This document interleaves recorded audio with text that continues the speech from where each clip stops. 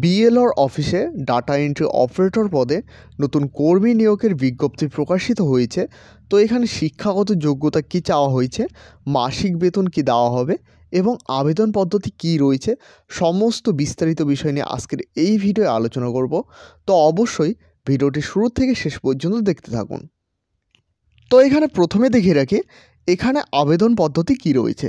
তো এখানে দেখতে পাচ্ছ the applicant most submit the application through district official, এখানে ওয়েবসাইটটি দেওয়া রয়েছে ফ্রম 10 ডিসেম্বর 2024 থেকে 13 ডিসেম্বর 2024 পর্যন্ত অনলাইনের মাধ্যমে আবেদন করা হবে। অর্থাৎ আবেদন পদ্ধতি সম্পূর্ণ অনলাইনের মাধ্যমে তোমাদের এই অফিসিয়াল ওয়েবসাইটে গিয়ে তোমাদের আবেদন করতে হবে। এরপর দেখো কি বলা হয়েছে, তোমরা যে সমস্ত ডকুমেন্ট দেবে সেগুলো যাচাই করার পর তোমাদের কিন্তু নামগুলো শর্ট লিস্টে দেওয়া হবে।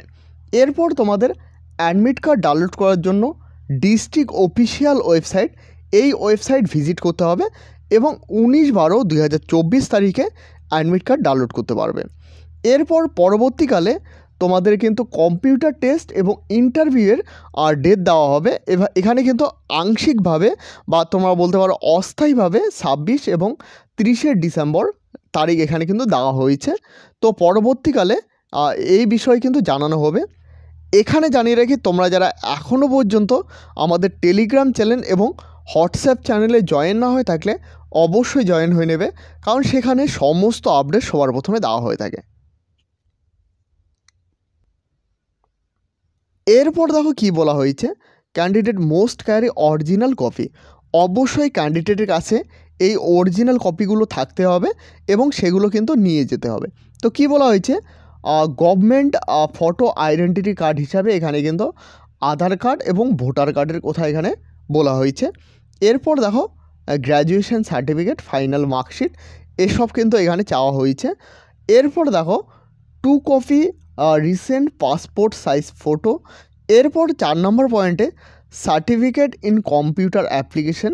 এরপর দেখো 5 নম্বর পয়েন্টে বলা হয়েছে certificate regarding work experience if any, অর্থাৎ ওয়ার্কস এক্সপিরিয়েন্সের সার্টিফিকেট যদি থাকে তাইলে কিন্তু দিতে হবে। এরপর দেখো অ্যাডমিট কার্ড, অ্যাপ্লিকেশন কপি।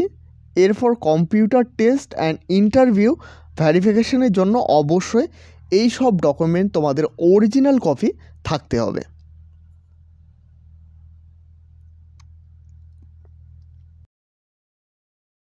যে পোস্টে এখানে নিয়োগ করা হচ্ছে ডাটা এন্ট্রি অপারেটর পদে এখানে নিয়োগ করা হচ্ছে।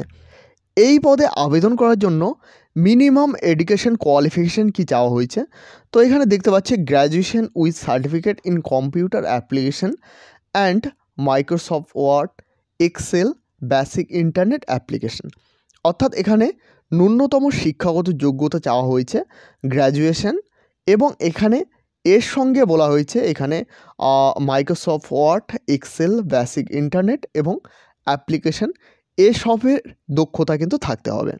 তোমরা যারা এই পদে আবেদন করার পর চাকরি পাবে তাদের মাসিক বেতন স্বরূপ 13,000 টাকা করে দেওয়া হবে। ডাটা এন্ট্রি অপারেটর পদে এখানে টোটাল 5টি ভ্যাকান্সি রয়েছে।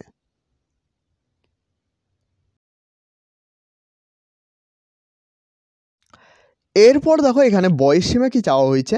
তো আবেদনকারীর অবশ্যই এখানে বয়স 21 থেকে 45 বছরের মধ্যে হতে হবে।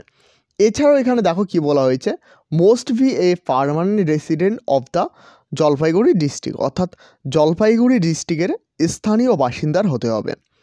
এরপর দেখো 4 নম্বর পয়েন্টে বলা হয়েছে মোড অফ সিলেকশন, অর্থাৎ এখানে সিলেকশন প্রসেস কি রয়েছে।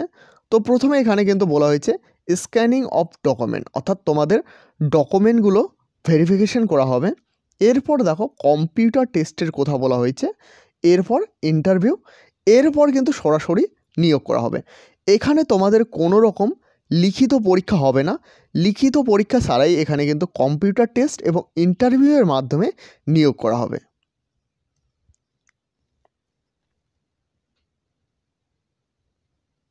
এই নোটিশটি পাবলিশ করা হয়েছে government of West Bengal, Jalpaiguri district থেকে।